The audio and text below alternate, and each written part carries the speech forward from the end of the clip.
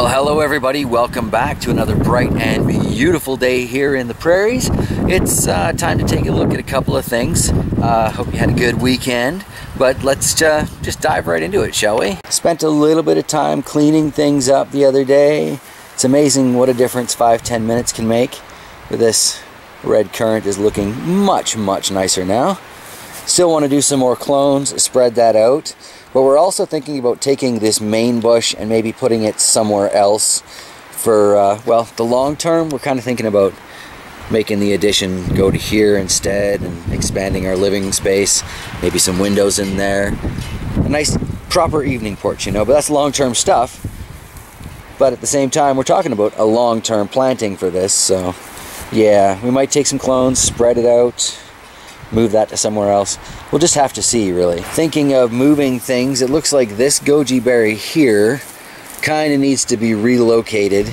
It is now getting some green on it, but it took a few days, at least, longer than the one beside it here. So, again, we may be looking at a relocation situation. Sorry about the wind, can't control it, you know how it goes. I am, however, looking into possibly getting a better microphone setup for this camera. I found some parts that, believe it or not, I didn't know were available up to this point, which is really sad. I've had this camera for years. However, there's a possibility of cutting the wind noise. Bear with me. Anywho, back on topic of the two gojis, that one is clearly doing much better in this location. So this one here is also potentially looking to move, just not quite sure where to put it. Then down here by the water tote, we've got what's left of the black lace elderberry, and it's not looking good. I mean, I tidied it up a little bit, but it's still, I don't think that one survived the winter. Such is life. It was kind of not necessarily rated for this gardening zone anyway, so I knew it was at risk. Need to get going on this in the next couple of days. That's going to be an all day to make it kind of video, but the long shed conversion, this is kind of what I need it for, so I better get on top of it. Thought I'd have some more time, not really. As you can see, I've decided to mulch up the base of the Saskatoon berry here. Most of that is dried grasses and leaves, but there is some fresh stuff in there, so hopefully that will act as a decent compost. I've been doing it since I planted it, and it kind of looks like the bush is responding well to it. So based on that, the gooseberry here got a similar treatment. Just tossed a whole bunch of the rest of the clippings back there because we're trying to build up a nice gardenable base back there. Probably for more gooseberries, but we shall see, we shall see. Long term, this is going to be, you know, rabbits on this side and plants on that side, so who knows what I'll plant here. Something the rabbits can eat, perhaps. Figured that'll work out well because just beside it we have this area behind the little spruce trees, and we kind of generally let this grow wild. That's one of our like 4 compost piles there.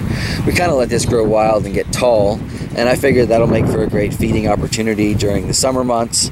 And if I can learn to keep it nice and green as hay, you know, I can perhaps even put away for winter over that. Wouldn't mind putting this to some better use, and there's really not much else I can do with the space right now.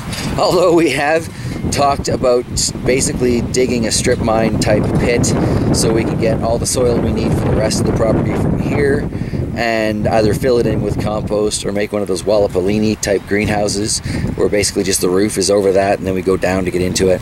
That's all long-term stuff too, but you know, hey, you guys are sticking around for the channel. You're in it for the long term, as I understand it. So, not quite sure how many more years these trees have.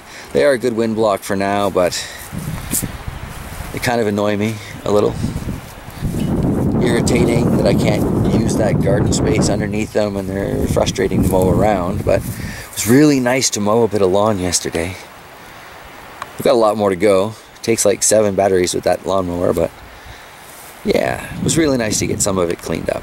Here we can see another example of the mulching around the bushes. This honeyberry seems to respond very well to it. There's a lot of concern about me putting the green grasses on there because of nitrogen depletion apparently. But really, this bush does not seem to be suffering, and anything that goes on it now goes on top of this, so doesn't that kind of balance itself out as compost? I'm not overly well educated on that because my parents just kind of went by the seat of their pants and it all worked out well for them, so I just assumed composting was easy. Apparently it's a little more complicated than I thought. Still need to figure out what I'm going to plant in the archway. Be nice to maybe put the indigo rose on the one side here and the broad ripple yellow currant ones over here. Get the two different colors as they go. Still nothing coming up in the strawberries or the grapes, which is a little disappointing, but I did find the rhubarb, so we'll go take a look at that in a second. Over here by the other type of honeyberry, you can see I finally brought the sand dollar back out. Haven't transplanted it to one of the fabric pots yet, but I will do that. Just, like I said, haven't done it yet, only just brought it up this morning, so. Should probably show you what's going on with the rest of the plants though, and I gotta say, brother Trollforge, I was thinking about you here. Trollforge has mentioned on a number of occasions how I should be using all of these bits of tree to make myself a hugelkultur sort of raised bed garden. So for now, I offer you this. I have used some of the logs to create a raised bed herb garden, and they're blocking the wind for everything else that's kind of hardening off right now. But for some reason that just really tickled me, and I thought I'd share with you guys. I am kind of thinking about using the logs to capture heat over the course of the day and then slowly release it to the plants in front of them, so I might space a log behind each of the smaller plants. And honestly, we were thinking about doing that with these larger ones as well. Not here, but we'll just say, you know, if it were here. That would be the north face. Plant everything in front of it here, and then my thinking is that that will absorb the heat of the sunshine and kind of spread it back down, keep the plant warmer over the course of the evening, help me get a little longer season. Perhaps as everything else starts to cool off in October, I might get, you know, slightly better harvest rates out of what's left. I don't know, but I've got lots of opportunities to figure it out, don't I? Plenty of trees to play with. Battle of the Kale has been interesting.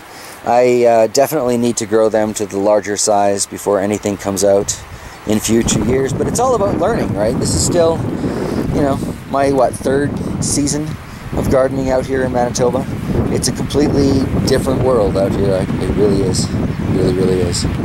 Anyway, I was hoping this wind would go away, but clearly it's here to stay, so I'm going to wrap it up, well, here, taking a quick look at what's growing on in the yard right now. Peppers are off on the other side of the house, so we're just going to skip them today. Tomorrow, just fair warning, I am probably going to be putting up the final actual review of the Ryobi chainsaw, so if that's not something you're interested in, feel free to give tomorrow a miss. However, they did send it to me so people could watch it, so it'd be cool if you did watch it so that they can see, you know, maybe it's worthwhile to send me other stuff like a tiller or a snowblower, or, you know, there are lots of other tools that I could use around the yard that they make, so, you know, whatever, I'll try stuff for free if they send it, right? Why not? Anywho, yeah, I'm going to wrap this up. The wind is driving me a little nuts. I'm sure it's horrible on the microphone. I'm going to go inside and check on that other option, lapel mic with the little dead mouse or whatever the heck they call it on there. And hopefully we can reduce wind noise in the future. Bear with me, and I'll see you tomorrow. Take care, everybody.